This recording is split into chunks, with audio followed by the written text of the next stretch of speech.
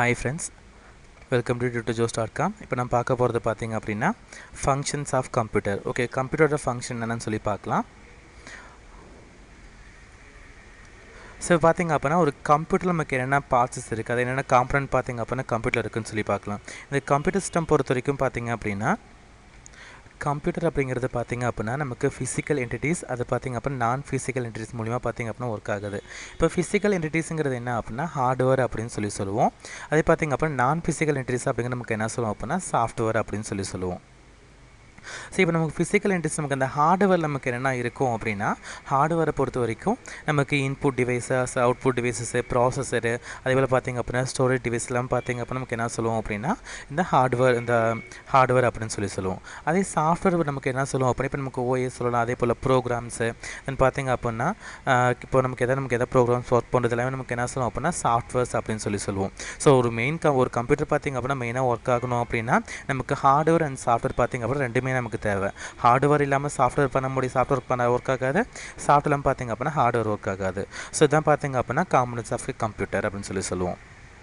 Next பார்த்திங்க அப்படின்னா ஒரு கம்ப்யூட்டரோட வேலை என்ன, ஃபங்க்ஷன் ஆஃப் கம்ப்யூட்டர். ஒரு கம்ப்யூட்டர் பார்த்திங்க அப்படின்னா அதோட மெயின் ஒர்க்கு என்ன அப்படின்னா basically any computer is supported to carry out following functions. இது பார்த்திங்க அப்படின்னா நமக்கு என்னென்ன ஃபங்க்ஷன்ஸ் பண்ணுது அப்படின்னு சொல்லி பார்க்கலாம். ஃபஸ்ட் நமக்கு என்ன பண்ணுது அப்படின்னா நமக்கு யூசருக்கு கொடுக்கக்கூடிய டேட்டாஸை பார்த்திங்க அப்படின்னா நமக்கு இன்புட் மூலிமா கொடுக்கக்கூடிய டேட்டாஸை இது வாங்கி அக்செப்ட் பண்ணிக்குது. ஓகே, நமக்கு என்ன பண்ண நமக்கு கீபோர்டு மூலிமா கொடுத்தாலும் சரி, இல்லை அப்போ நமக்கு எதாவது பார்த்திங்க அப்படின்னா நமக்கு மவுஸ் மூலிமா கொடுத்தாலும் சரி, நமக்கு என்ன எந்த ஒரு இன்ஃபர்மேஷன் கொடுத்தாலும் நமக்கு என்ன பண்ணுது அப்படின்னா யூசர் வந்து இன்புட் மூலிமா நமக்கு இன்புட் மூலிமா நமக்கு என்ன பண்ணுது சிஸ்டம் அந்த டேட்டாஸை பார்த்திங்க அப்படின்னா வாங்கி அக்செப்ட் பண்ணிக்குது.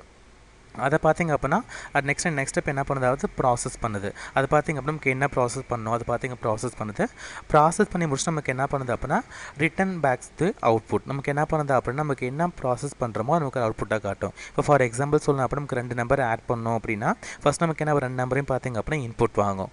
இன்புட் வாங்கிட்டு நமக்கு அதை ஆட் பண்ணுமா, இல்லை சப்ஸ்ட்ராக்ஷன் பண்ணுமா, இல்லை மல்டிப்ளிகேஷன் பண்ணுமா, நமக்கு என்ன ஆகும் அந்த ப்ராசஸ் பண்ணிவிட்டு அதுக்கான அவுட்புட்டை பார்த்திங்க அப்படின்னா நமக்கு என்ன ஆகும் ரிட்டன் பேக் பண்ணும். இதுதான் பார்த்திங்க அப்படின்னா ஒரு கம்ப்யூட்டர் ஒர்க்கு. இப்போ அது பார்த்திங்க அப்படின்னா கேல்குலேஷன் மட்டும் கிடையாது, எந்த ஒரு ஒர்க்காக இருந்தாலும் நமக்கு என்ன பண்ணுது நம்ம கொடுக்கக்கூடிய டேட்டாஸ் நமக்கு அது இன்புட் வாங்கிட்டு அதை பார்த்திங்க அப்படின்னா ப்ராசஸ் பண்ணி நமக்கு அவுட்புட் கொடுக்கும். இதான் பார்த்திங்க அப்படின்னா ஒரு மெயின் ஃபங்க்ஷன் சொல்லலாம் கம்ப்யூட்டரோட மெயின் ஃபங்க்ஷன்.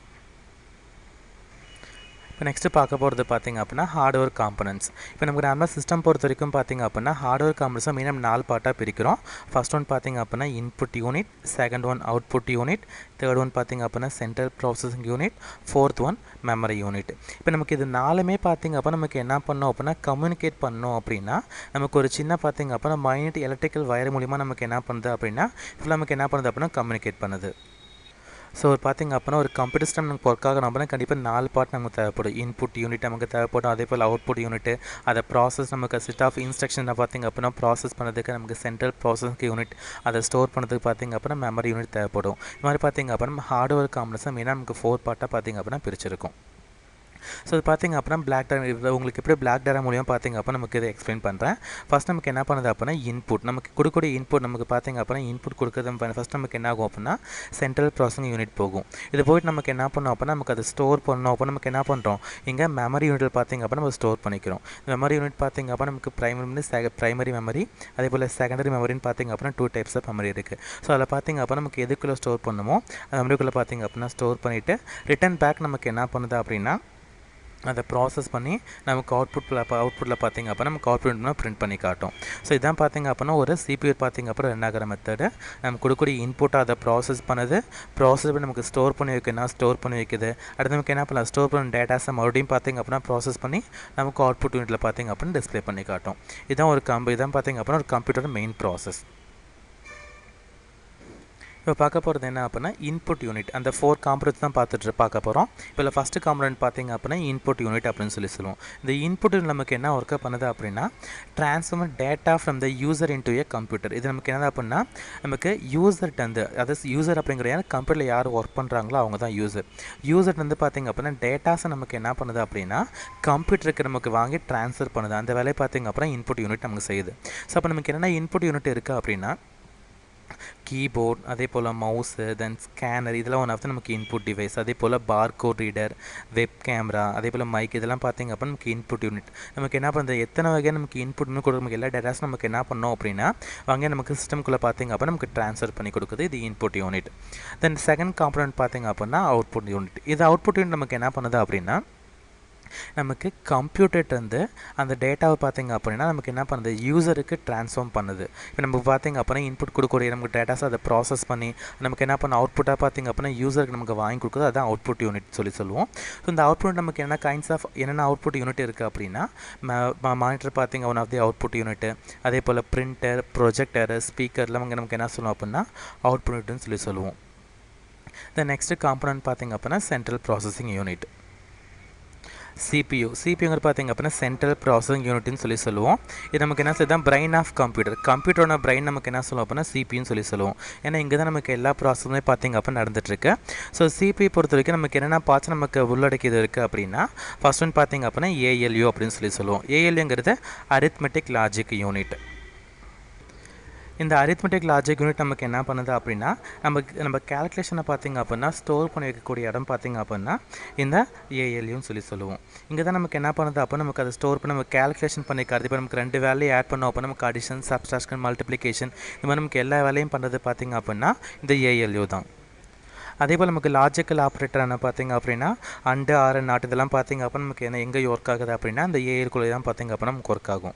அடுத்த நெக்ஸ்ட்டு பார்த்திங்க அப்படின்னா கண்ட்ரோல் யூனிட். இந்த சிஸ்டமோட இது எல்லாமே பார்த்திங்க அப்படின்னா நமக்கு எல்லாருக்கும் அப்படின்னா கண்ட்ரோல் யூனிட்டுக்குள்ளே தான் இருக்கும். இது பார்த்து இந்த கண்ட்ரோல் யூனிட் தான் பார்த்திங்க அப்படின்னா நமக்கு ஃபுல்லாக சிஸ்டம் கண்ட்ரோல் பண்ணோம்.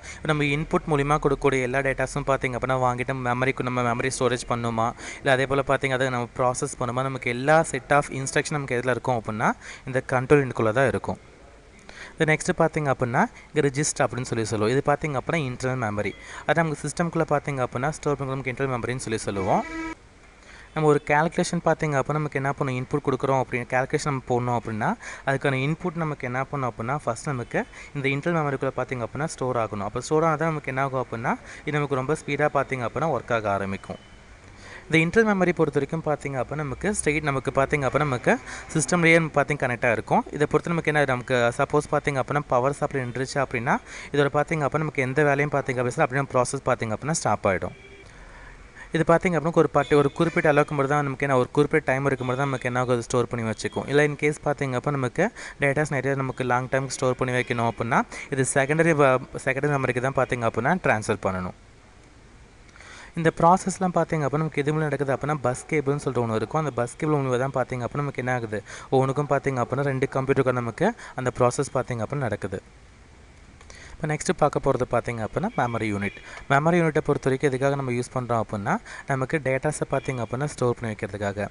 Computer store the program and datas that currently became the used.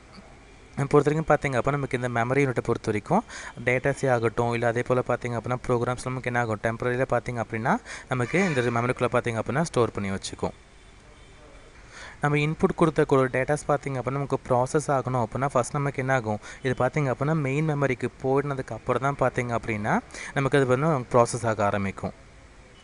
இந்த மெயின் மெமரி பொறுத்த வரைக்கும் பார்த்திங்க அப்படின்னா டேட்டாஸ் நமக்கு பெர்மனெண்ட்டாக ஸ்டோர் பண்ணாது, நமக்கு ஒரு டெம்பரரியாக மட்டும் தான் பார்த்திங்க அப்படின்னா நம்ம ஸ்டோர் பண்ணி வைக்கும். இல்லை இன்கேஸ் பார்த்திங்க அப்படின்னா உங்களுக்கு இந்த டேட்டாஸை பார்த்திங்க அப்போ நமக்கு டெம்பரரியாக ஸ்டோர் பண்ணி வைக்கணும் அப்போ நமக்கு என்ன பண்ணணும் அப்படின்னா ஹார்ட் டிஸ்க் தான் பார்த்திங்க அப்போ நமக்கு அதாவது நமக்கு ஹார்ட் டிஸ்க் சொல்லுவோம் இல்லைங்களா, அது நமக்கு செகண்டரி மெமரி டிவைஸ் அப்படின்னு சொல்லுவோம். அப்போ நமக்கு செகண்டரி மெமரி ஸ்டோரேஜ் டிவைஸ்க்குள்ள தான் நமக்கு என்ன பண்ணணும் அப்போ நம்ம டேட்டாஸ் எல்லாம் நமக்கு பேக்கப் எடுத்து வச்சு நம்ம ஸ்டோர் பண்ணி வச்சுக்கலாம்.